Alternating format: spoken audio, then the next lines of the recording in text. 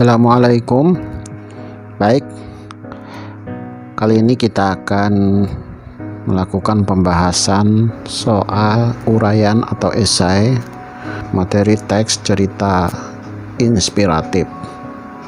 Nah, ada 5 butir soal untuk esai ini. Kita mulai dari nomor 1. Pertanyaannya adalah, rasa empati apa yang kamu rasakan dari kutipan tersebut? Empati artinya kita merasakan apa yang dirasakan orang lain. Kita tadi dapat simak kutipan cerita tersebut, bagaimana seorang wanita pengemis dan anaknya meminta sedekah untuk makan. Rasa yang muncul tentu saja adalah kasihan. Kita tentu dapat membayangkan bagaimana rasanya saat kelaparan. Nomor 2. Berdasarkan struktur teks cerita inspiratif, kutipan tersebut merupakan bagian apa? Nah, sebagaimana kita ketahui, struktur teks cerita inspiratif itu adalah yang pertama orientasi, kedua perumitan peristiwa, ketiga komplikasi, keempat resolusi, dan yang kelima adalah koda. Pada kutipan tersebut nampak bagian orientasi sudah dilewati dan mulai masuk ke perumitan peristiwa sebelum masuk ke komplikasi.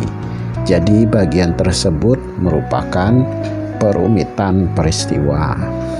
Nomor 3. Susunlah teks acak tersebut menjadi cerita inspiratif yang utuh dan runtut. Nah, jika kita urutkan, susunannya adalah 2, 4, 6, 1, 5, 3. Sehingga menjadi, kita bacakan ya setelah diurutkan. Alkisah seorang tukang kayu yang merasa sudah tua dan berniat untuk pensiun dari profesinya sebagai tukang kayu yang sudah ia jalani selama puluhan tahun. Ia ingin menikmati masa tuanya bersama istri serta anak cucu.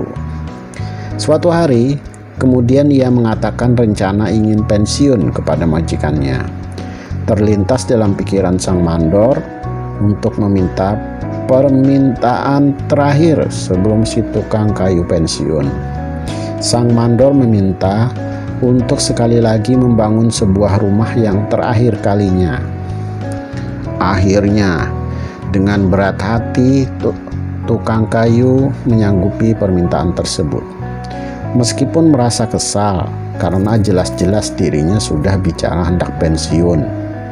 Seperti biasa, aku sangat percaya denganmu. Jadi kerjakanlah dengan baik seperti saat-saat kemarin kau bekerja denganku.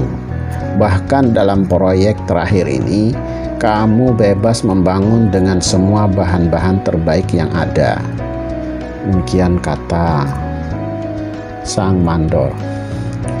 Tukang kayu itu pun akhirnya memulai pekerjaan terakhirnya dengan malas-malasan. Bahkan dengan asal-asalan, ia membuat rangka bangunan. Ia malas mencari sehingga menggunakan bahan-bahan bangunan berkualitas rendah. Sangat disayangkan karena ia memilih cara yang buruk untuk mengakhiri karirnya.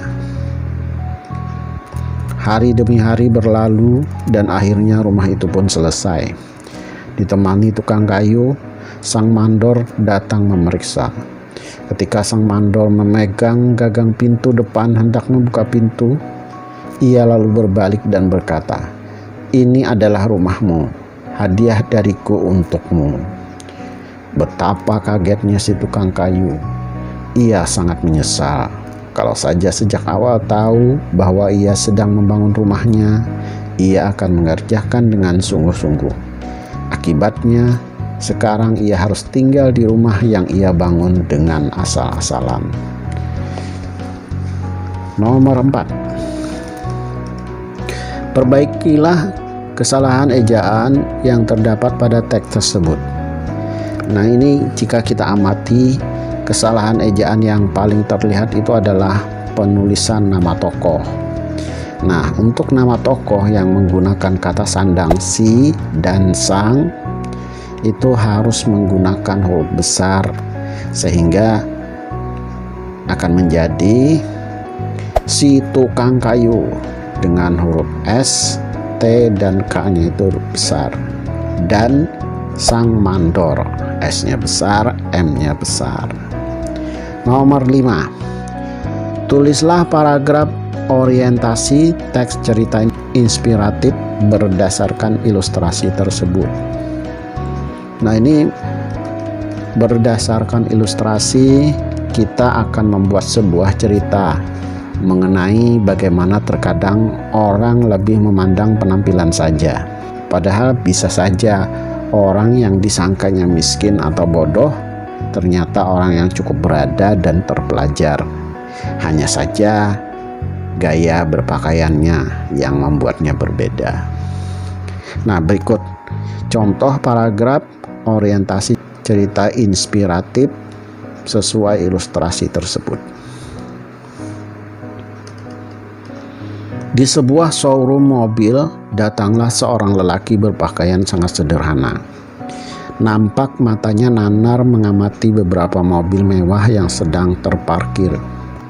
Dengan wajah menyelidik, datanglah seorang pelayan showroom mendekatinya. "Ada perlu apa, Pak?"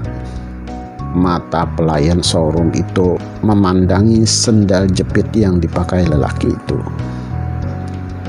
"Saya mau membeli mobil," sahut lelaki tersebut. "Anda mau membeli mobil di sini?" Sang pelayan showroom nampak tidak percaya. Nah, cukup itu merupakan paragraf orientasinya atau perkenalan. Jadi nampaknya setelah kalimat yang diucapkan oleh sang pelayan akan mulai memasuki pada bagian perumitan peristiwa. Jadi mungkin nanti sang pelayan showroom kena teguran oleh atasannya, atau sang atasan datang nanti mendekati karena mendengar agak sedikit ribut-ribut. Lalu disitulah nanti cerita akan diakhiri dengan koda bahwa kita jangan memandang seseorang berdasarkan penampilan luarnya saja. Begitu. Baik, demikian sampai di sini. Jika ada pertanyaan silahkan tuliskan di kolom komentar. Dan terima kasih. Wassalamualaikum warahmatullahi wabarakatuh.